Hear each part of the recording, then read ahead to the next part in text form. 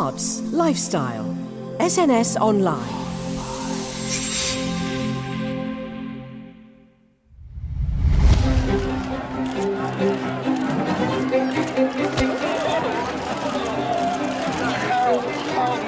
Punched and kicked by anti-gay protesters in Moscow today. Someone protect me! Someone protect me! Before being arrested by police. Being targeted for violent attack comes with the territory. Ladies and gentlemen, Peter Tatchell.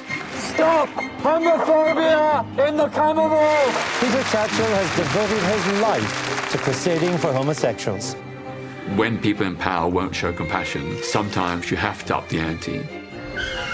He writes the book on how to do a protest. Peter is a performance artist. I am trying to ensure the arrest of a torturer. He deserves recognition for his extraordinary contribution to the happiness of millions who've never heard of him. Hello and welcome to SNS Online. Hating Peter Tatchell is a brand new documentary now available on Netflix and is a brainchild of Australian filmmaker Chris Amos. 5 years in the making, the film offers up an extraordinary account and historical document of evolving LGBTQ+ rights and more through the eyes of one man who, through his sometimes divisive but nevertheless successful human rights campaigning work, has time and time again been seen as the protesting figurehead, pushing himself more than many would dare and often risking his own personal safety in the fight for a kinder, fairer world. A fighter of injustices, oppressive regimes, and a champion of the LGBTQ community. He is, of course, Peter Tatchell. Now, 9 years ago, SNS spotlighted his vital work in a special edition, and now he joins us again from his home in London to discuss the making of this beautifully crafted tribute to his life and work to date, alongside the man who made it happen, Chris Amos, who's on the line from Australia to examine all things Hating Peter Tatchell.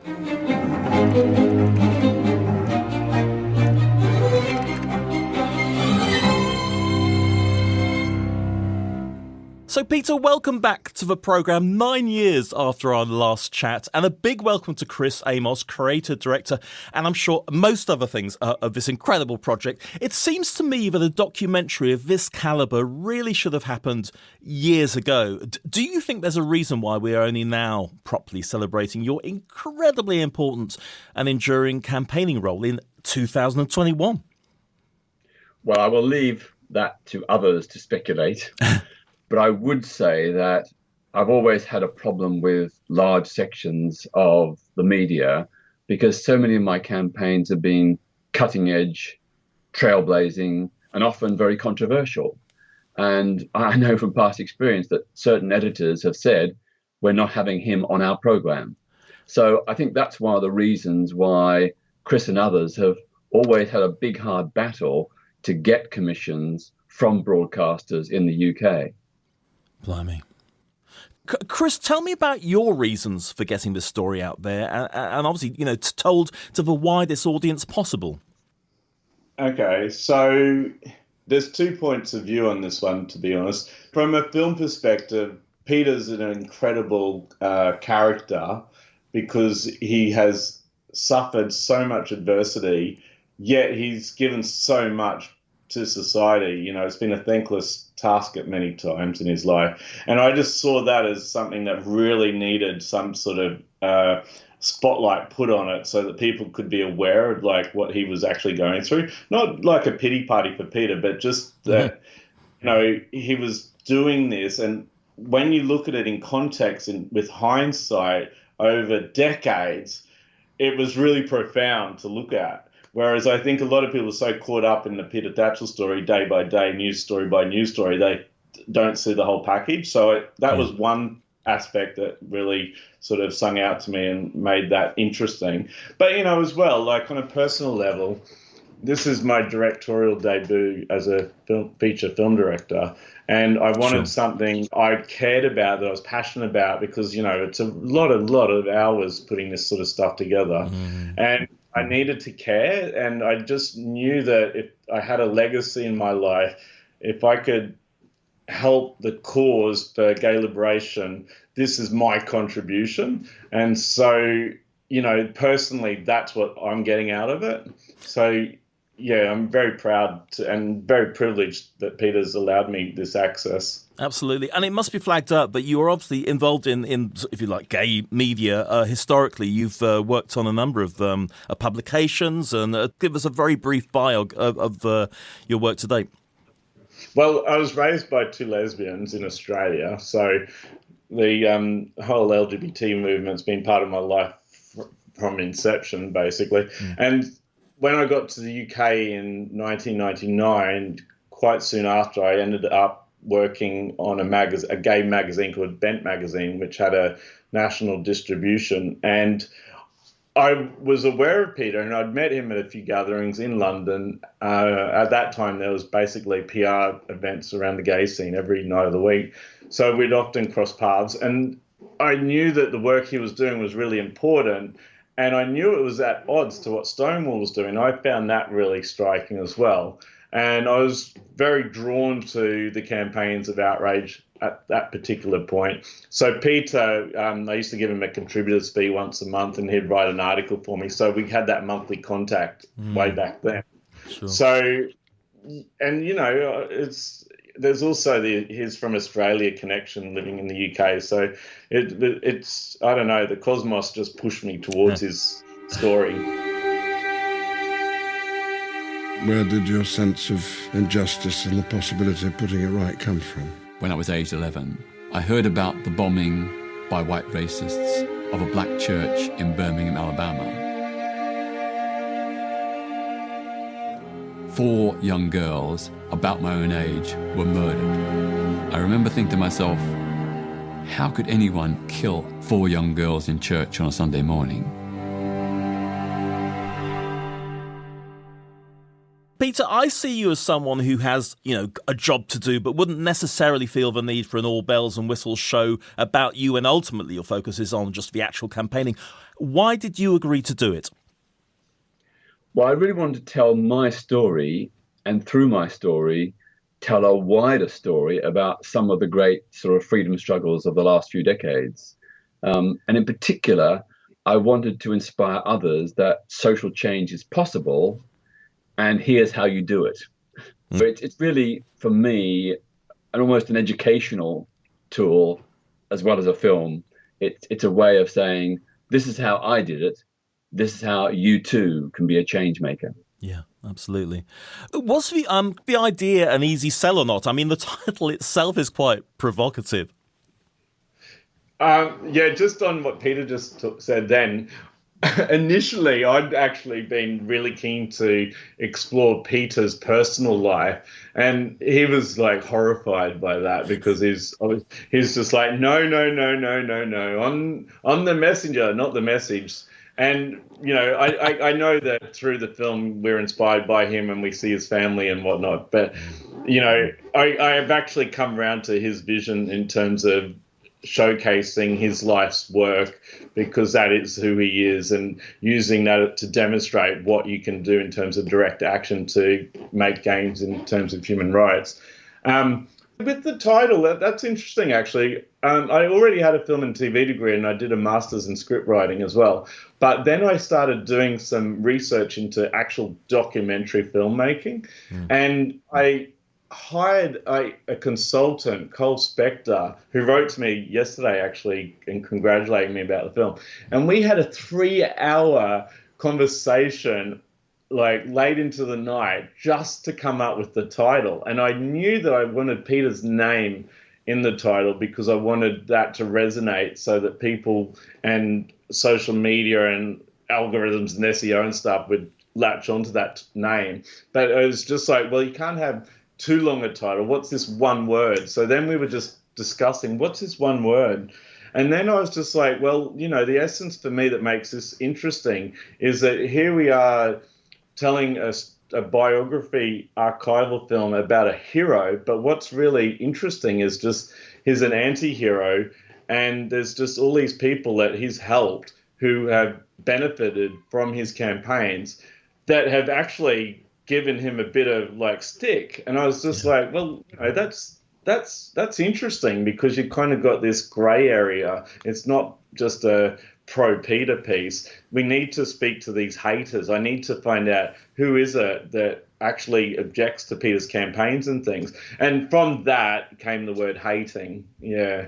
So it was also a reference to Hating Elsa and Ashley, a children's story that I read. So yeah, that's how the title came about. I mean, don't get me wrong, I love the title. I think it works so well because it sort of draws you and you're intrigued. Can you shut up now, I'm not going to shut up. This is not a free and open debate. This is the most disliked man in Britain. From the early days, I thought Peter was a brave motherfucker. Let me be frank, I don't think Peter was always helping. If you let me finish, let me finish. The logistics of funding such a massive project, tell us about the difficulties of that. I presume there must have been many to produce a film of this calibre as an independent documentary maker, raising funds, etc. Yeah, just on that note, in the UK, it's very hard to make a featured documentary. The market's leaning more towards TV commission style documentary factual entertainment nowadays. So in terms of wanting a 90-minute to 2-hour sort of film, that's very, very hard to do nowadays. Also, as a first-time feature film director, I didn't have the sort of back catalogue to sort of make people comfortable investing in me. But at the same time, I was kind of like adamant that it was me that should do the task. There were times there where I was thinking maybe I should just produce. I'd produced a documentary before, and that kind of became a bit of a cult hit in the LGBT film festival market. But I really wanted to make my feature directorial debut.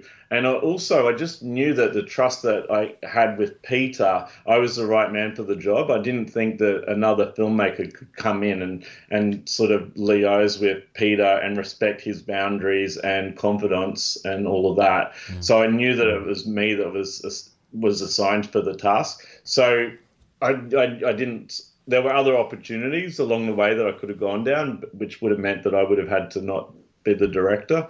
So then I was going to film festivals all the time and film markets. And then I went to one seminar where they said, well, you're Australian, he's Australian, why don't you look for financing in Australia? And then I sort of hit on the idea that maybe I'll do that. So I actually moved back to Australia, and they have excellent funding for filmmakers in this country. And basically, I met up with Veronica Fury at Wild Bear, who's Queensland-based, which is where I'm from. But one of the producers, or? She's the lead producer on this, yeah. But she's been amazing, and then she already had a track record, so then suddenly we had the confidence of film funding bodies that she can pull it off because they trust her smarts to make a feature doc and get it to market. He deserves recognition for his extraordinary contribution to the happiness of millions who've never heard of him. The whole gay community owes you because of your bravery and your courage. Does Peter have an ego? Yes, you need an ego to perform. Was getting other high-profile names on board quite straightforward? Because obviously that sort of adds a cachet. I presume that came between you, people like Ian McKellen, Elton John, David Furnish, Stephen Fry, who were quite prominent in the documentary. In all fairness, I did go into this project praying probably is a better word, that some of these amazing icons of the gay world from the UK entertainment industry would take part. And I already knew that they respected Peter's work and were supportive. And Ian, very early on, back-channeled between Peter and Ian, suggested that he would take part, just as a courtesy email sort of thing.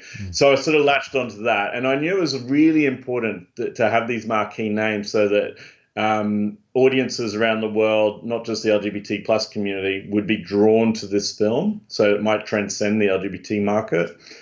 So it was really important. And then when it actually came down to it, though, reaching out, they were on board. There was no hesitation from Stephen Fry or Ian McKellen or Elton and David.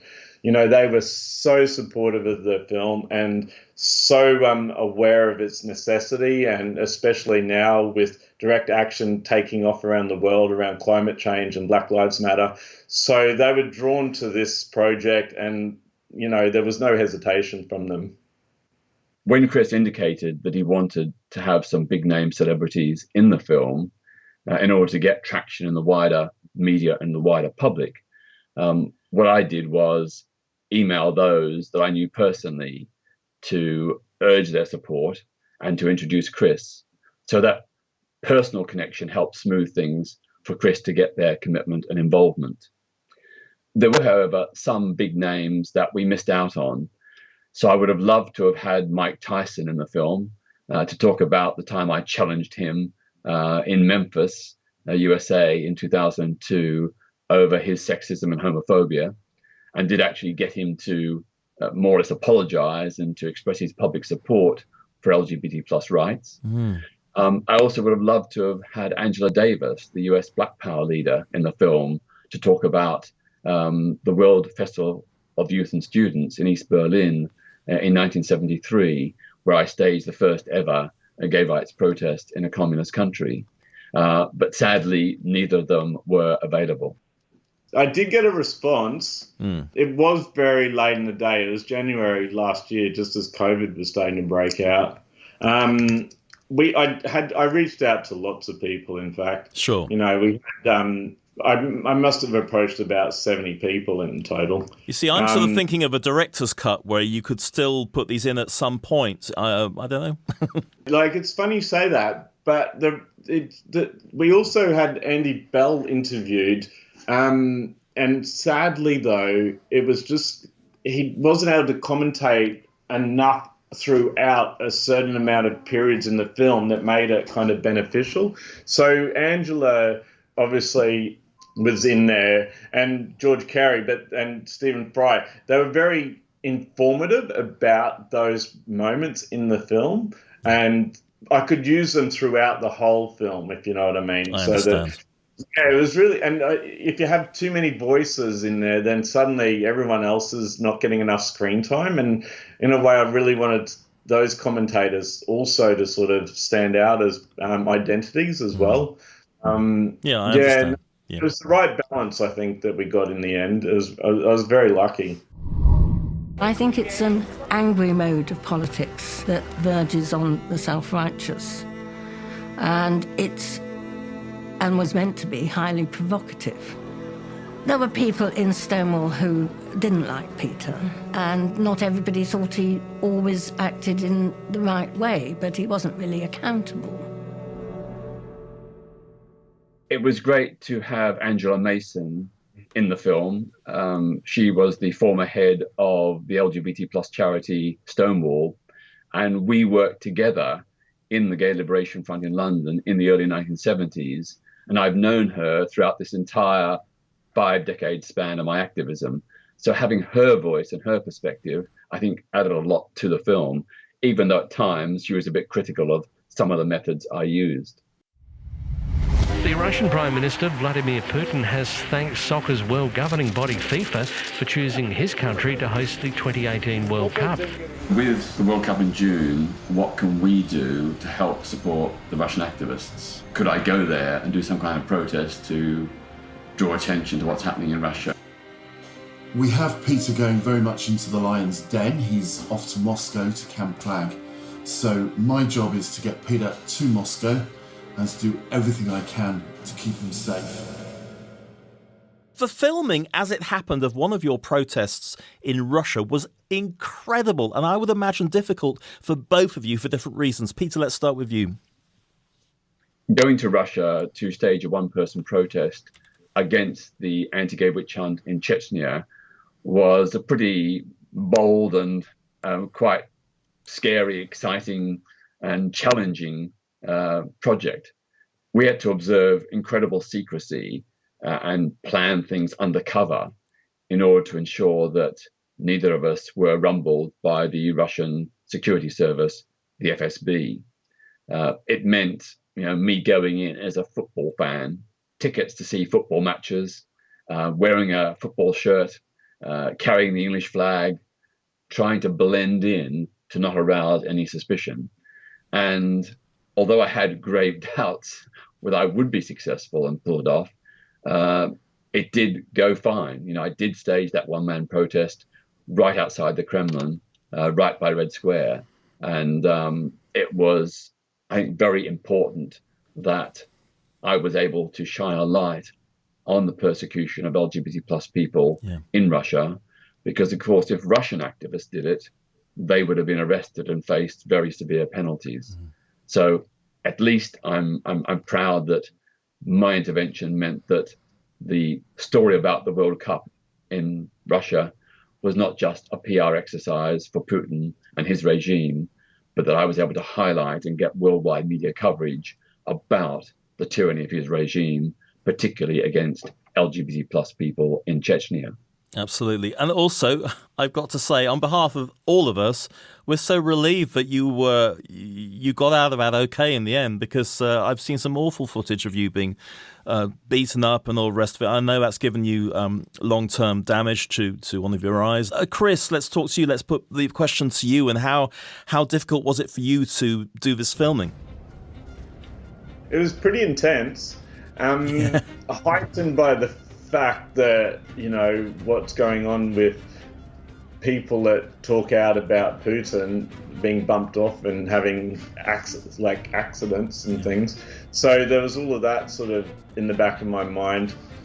At the same time, I was quietly confident that we were there to achieve something, and I knew that by hook or by crook we were going to do something. It was a lot of military, a lot of police. The security around Red Square was, I've never seen anything like it. And I don't even think Muscovites had seen anything like it either. It was just everywhere. President Putin sanctioned the 2013 law that has led to the persecution of LGBT Russians. President Putin has failed to stop the violent anti-gay witch hunts in Chechnya. I ask you to stop your action. Even President Putin doesn't have the right to override the Constitution. I haven't time to... I'm being apprehended. I want to stay here with the journalists are. No, you can't. So, you know, that also made it seem like, wow, this isn't going to happen. Added to that, you know, we were kind of handicapped with our phones and devices and communication channels to actually rally the media to attend an action, so to speak. So we were very fortunate there was just a press conference on the same day that we were able to sort of, you know, go old school and be there to communicate with some journalists directly without having to do a big press release out into the universe, which would have been picked up. Even still, I'm fairly certain they were tipped off, because when we got to where the action took place, there was already police presence there. Yeah. So, and I saw them there when we were going, as Peter was going in with his backpack and stuff. And, you know, it was, you don't know how heavy-handed they're going to be. Peter had also sort of reassured me a little bit that, you know, doing this action on World Cup in Russia was a little bit of cover, because they weren't going to want an international incident. Yeah.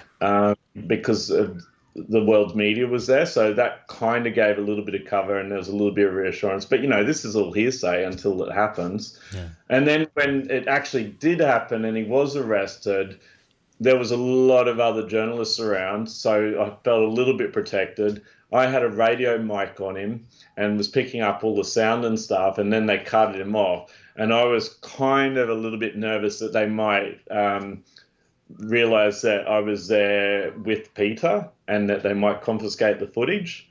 So when he was taken away in the police vehicle, by that point, most of the media had left, but there was just a few hanging around. So I sort of went over to one of the, I think it was a Brazilian journalist who I'd seen earlier at the previous press conference, and sort of said to him, "Oh, would you mind just like giving me a hand, like walk me to a taxi, just so that I don't look like I'm too much on my own and I've got a witness, just so that I can get away from the scene." Brilliant.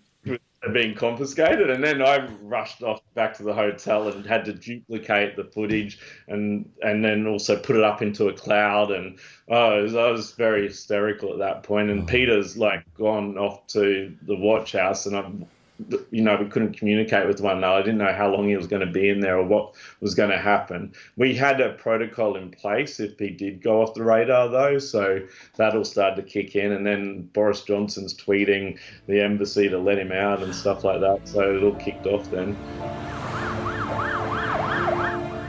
An impression people have of you is that you're a one-man band.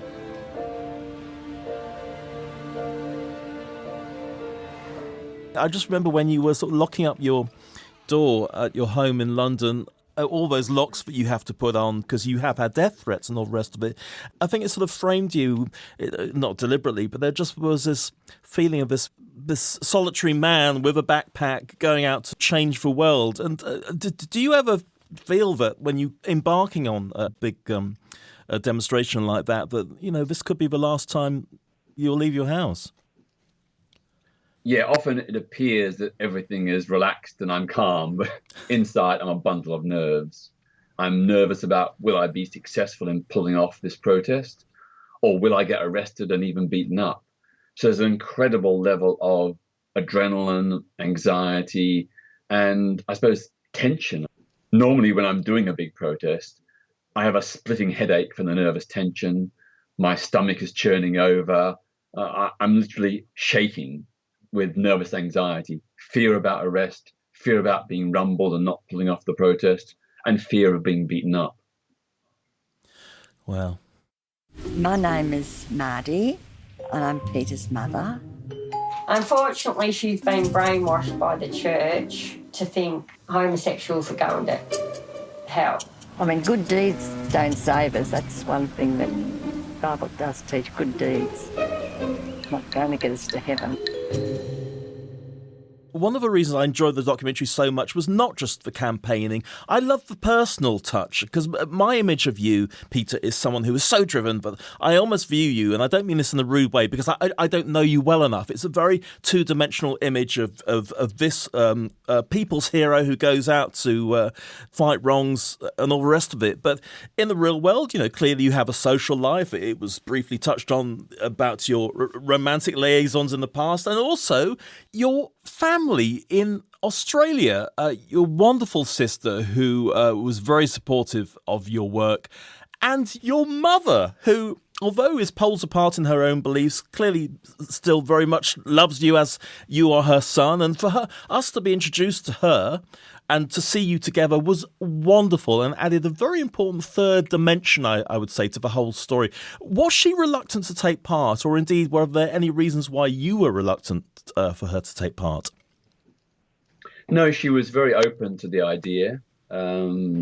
She loves me, and I thought it was a good thing for her to be part of the film.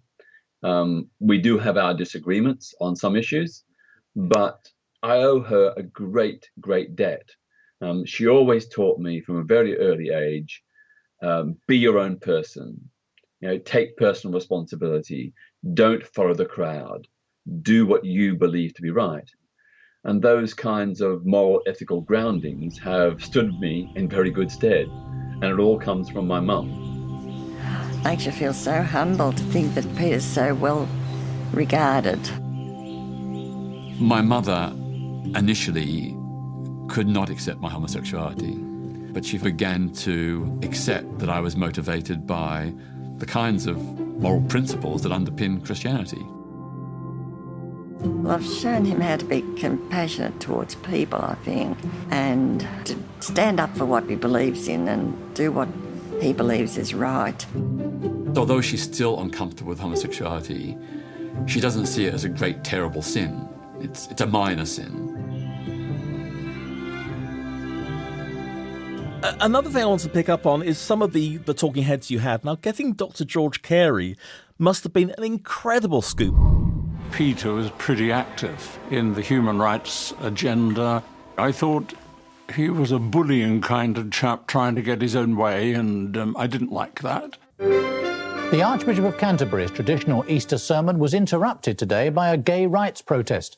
Demonstrators scaled the pulpit, waving banners and shouting at the Archbishop. Lord, you call us all to be men and women of peace. We had tried for 8 years to get a meeting with the Archbishop. He was saying that there should be no legal recognition of same-sex relationships. We were faced with the option, either give up and walk away or go on to challenge him. And where better than in his own cathedral at Canterbury on Easter Sunday when his sermon is being televised around the world. The former Archbishop of Canterbury, who was supporting legal discrimination, the Easter address disrupted by yourself and others from Outrage. Now, first of all, I was amazed that you managed to get him on the documentary, and also, and without giving too many spoilers away, about how he viewed you as a campaigner towards the end of the documentary. Yeah, it was a great story of redemption. Yeah. To go from a fierce critic to someone who praised my human rights work, that really was an amazing thing to hear. And I think it shows that he perhaps has undergone some considerable reassessment of his own views about LGBT plus issues and sees me as doing good in the world. And I'm really pleased that he had the guts to say that. I'm really pleased that Christopher Amos, the director, captured it on film. Oh, yes, absolutely. It was a very strong moment. It's what I always wanted. I don't want people as enemies. I want them as allies and friends. And the fact that George Carey made that transition, I think, is one of the real highlights of Hating Peter Tatchell. For me, the biggest coup was George Carey, obviously. Because when I was growing up, I'm Church of England, and he was doing the ceremony for Princess Di and Charles's wedding and things. So to have him in the room with me, it was absolutely incredible. And I didn't really know what to expect when I was doing the interview, so I had all my questions and stuff. But he was so generous and so kind and gentle with me, and I was with him as well. But having said that, though, I did probe him quite a bit, and I did have the guts to sort of call him out. And it's not in the film, but I was raised by two lesbians, and I sort of suggested to him, what Peter was upset with you about, trying to get to talk to the Church of England about, was that, these heterosexual couples is what marriage should be, that homosexual relationships aren't justified. Yet here I was as a child in a relation with my two mothers, sort of thing. So what you were saying was really damaging for my well-being as a child. And so I called him out on it, and he was very, not sympathetic, but very understanding. And he opened up to me, and there's interview transcript that I've got that I should really probably chat to Peter about at some point. But he did say to me that he has come around, that in his local neighbourhood, I think what's changed his perception is the visibility of the LGBT plus community in society, that we're out there now, and, that your neighbour may be someone who's not heterosexual. And I think because of that visibility, he's had to change his path. He's had to change his opinion on this, because it's just everywhere around him in his local neighborhood. And so he really has admitted that he's, changed his opinions on these things. The thing with George Carey as well, I've seen a few of the people online on Twitter and stuff. A lot of people are upset that I didn't challenge him on the issues that actually saw him kicked out of the Church of England position. And, I guess that's another film altogether. But I think what happened to him personally, with his role as the Church of England head, he's had to do a lot of soul-searching internally as well.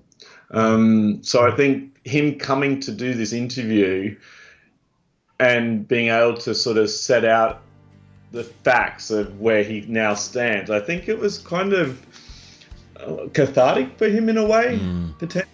Yeah, I don't want to say that it was, that's up to him to say that, but I did get a sense that it was for him cathartic. Yeah. I think it was important for him to be put on record that he has changed his opinion on these issues. Hopefully he got something good there. I believe in love, it's all we got. Love has no boundaries, got nothing to touch. Wanna make the money, cancer sleeps, curled up in my father, and that means something to me. Churches and dictators, politics and papers, everything crumbles sooner or later. But love, I believe in love. Just to say that this documentary, obviously made with a lot of initial struggle, is clearly made with such a lot of love, and they tend to be the best things to watch, funded by all sorts of different means and getting the public involved. And I think that shows on screen that love, care and attention. None of these are cynically produced for a fast buck, and it's a testament to Peter's incredible work. We did a Kickstarter campaign. There was a lot of groundswell of support from the grassroots supporters of Peter to research and develop it early on. But then in terms of what Peter alluded to earlier, in terms of getting a TV commission around this, there was radio silence, really. It was pretty shocking for me because I thought it was such a great story that was so relevant. But also, the Me Too movement and Black Lives Matter and direct action hadn't really kicked off at that point. So, when we started out in this project, 2016, it was more a case of, doing petitions online and things like that. And so direct action's really become a bit of a force in recent times. So I think the timing of the film now, leaning in towards all of those movements as well, is completely it's the time is now for this film. And I'm glad in a way that it had a long gestation period, so it became more and more vital to land now, if you know what I mean. Yeah.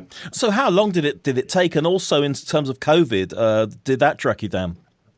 Yeah, it was 5 years. 5 years. I thought it was going to take it 2 years. Yeah. Peter told me, I can clearly remember being in Peter's apartment and he said, "You've got to be joking if you think you can do this in 2 years. It'll take at least 4. And I was just like, nah, I'll get it done in 2 years. He was right. Yeah. Was it difficult to know what to keep in? I imagine you must have so much footage, which probably enough to make another documentary, plus library footage, I noticed, which really added to the vintage bits. There's heaps of stuff that should have gone in. Sure. But, yeah, it was unfortunate with the length of time that we had that you just couldn't fit everything in. And also you had to sort of lean in towards the craft of storytelling and documentary filmmaking. So ideally, it would have been twice the length and possibly a 3 by 1 hour episodic TV series. Perhaps maybe someone will watch this and think, hey, let's go and expand it. And here's like a couple of $1 million or whatever, because archives are very expensive. That would be amazing. Would be amazing. But yeah, I think Peter's, in all fairness and gratitude to Peter, because it's his life story, and it must be hard to know that there's these incredible moments in his life that aren't there on the screen for everyone to sort of give attention to and also raise awareness of. And I think, I'm very grateful for him for allowing me to sort of kill those babies, so to speak, and let the film be what it was, to get it out how it is and with the stakeholders involved and stuff. I know it was very tough for Chris to whittle down to a dozen or so campaigns, the literally thousands of campaigns I've done over the last 54 years. I mean, there's so many things that I've done that didn't make it into the film, like my ambush of Tony Blair, the British Prime Minister, in opposition to the Iraq War, my bid to get an international arrest warrant for Henry Kissinger, the former US Secretary of State, over the mass indiscriminate bombing of Cambodia in the 1970s, and my confrontation with Professor Hans Eysenck in 1972, at a time when he was the world's leading psychologist and a strong advocate of electric shock aversion therapy to cure homosexuality. All those and many more never made it into the film, but what we've ended up with is a very good snapshot of some of my key campaigns. How important is getting this story and the wider issues out to a wider public? It's a bit of a hard one, that one, because there's particular campaigns that Peter's working on now, Muslim solidarity being one top of my head, which I would love to raise more awareness for. I was quite keen potentially at one point that we go to Qatar to raise awareness there because of the World Cup coming up there. Mm-hmm. And also I feel like that community with religion and I just feel like there's so much persecution there. And also within the Commonwealth as well, where the Queen's the head, there's just so many countries still where it's illegal to be gay. And it's shocking that in this day and age that's still the case. But I guess I had to make sure the film stuck to Peter's story, because that's another film. And so it was a little bit discouraging for me at times to not be able to lean in towards those causes and give them more screen time. But at the end of the day, I also wanted this film to make people feel inspired by Peter and to hopefully let them pick up those causes and take off in their own, part of the world. And so I had to always keep coming back to that. What's the key story that I'm trying to put here, and how do I want people to feel? And so, yeah, that was a little bit of a struggle for me at times in the process. The British police are the best in the world. I don't believe one of these stories I've heard about them raiding our pubs for no reason at all, lining the customers up by the wall, picking out people, knocking them down, resisting arrest as they're kicked on the ground, searching their houses, calling them queer. I don't believe that sort of thing happens here. Sing if you're glad to be gay. Sing if you're happy that way. Hey, sing if you're glad to be gay. Sing if you're happy that way. In some quarters, are you still considered in 2021 a troublemaker in this country? Well, I've stuck to my principles, and yes, I'm still pushing at the boundaries. I'm still taking sometimes provocative, controversial stances, and I'm still doing direct action. For me, I don't look back much. I'm always looking forward. What's the next battle to fight? And there are plenty of them, both here in Britain and around the world. Do you think you wouldn't have achieved half as much, Peter, if you hadn't put your neck on the line on such a regular basis, created wonderful media opportunities that were beamed around the world, etc.? I've taken my inspiration from people like Mohandas Gandhi, Sylvia Pankhurst, and Martin Luther King. They each in their own way showed that sometimes you have to be a bit provocative and confrontational. When people in power won't listen, you have to up the ante. And every successful social movement in history, from the Chartists to the suffragettes to the Black Civil Rights Movement, they have always been challenging and come in for a lot of stick. But it's because they've been challenging that change has happened. So that's been my template, my model, my mantra. Were you hurt as a result?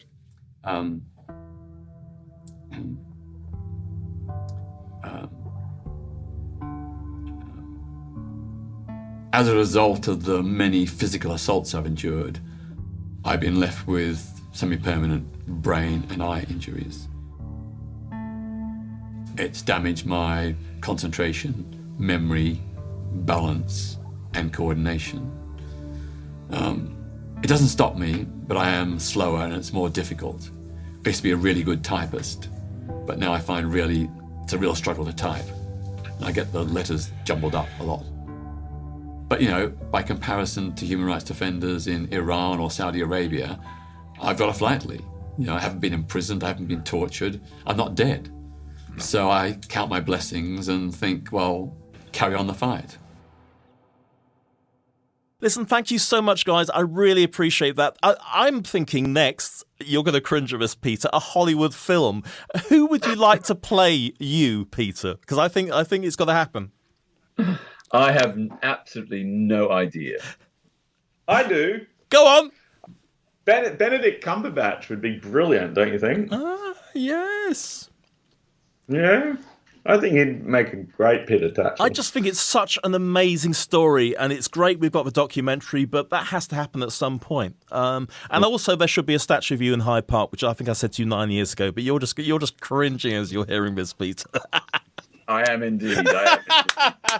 And let's just say that Hating Peter Tatchell is available to be seen on Netflix. At the moment, currently excluding Australia and New Zealand, who should be getting it later in the year. Indeed, news just in that it will be receiving its first big cinema screen presentation at the Melbourne International Film Festival this August. So that's very exciting.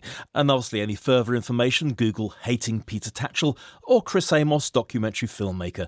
You can follow Peter Tatchell's work and, if you like, get involved at petertatchellfoundation.org. Chris and, of course, Peter, thank you so much for the chat today. Thank you very much for your time. In the morning we built the city.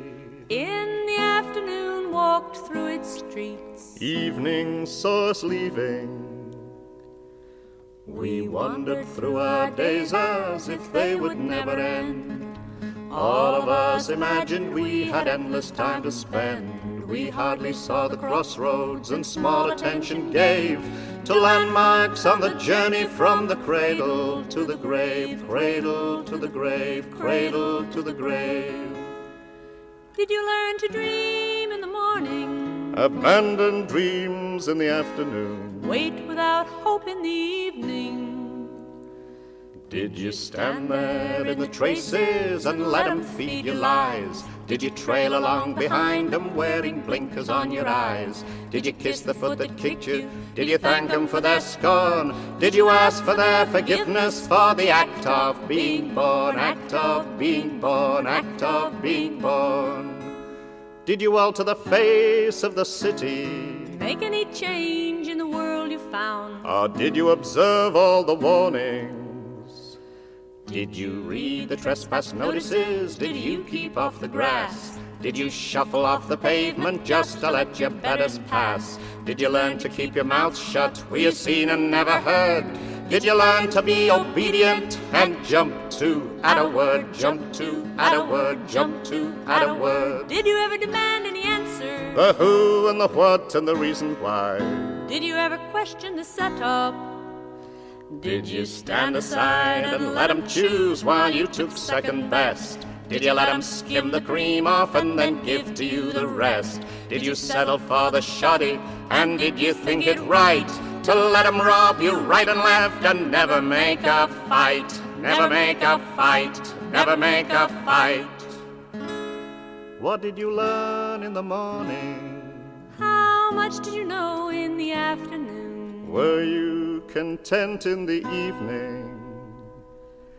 Did they teach you how to question when you were at the school? Did the factory help you grow? Were you the maker or the tool? Did the place where you were living enrich your life? And then did you reach some understanding of all your fellow men, all your fellow men, all your fellow men?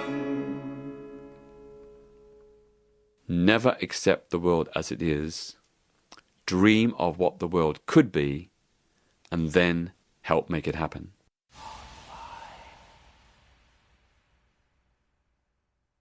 SNSOnlineShow.com, your brand new one-stop shop for all things SNS.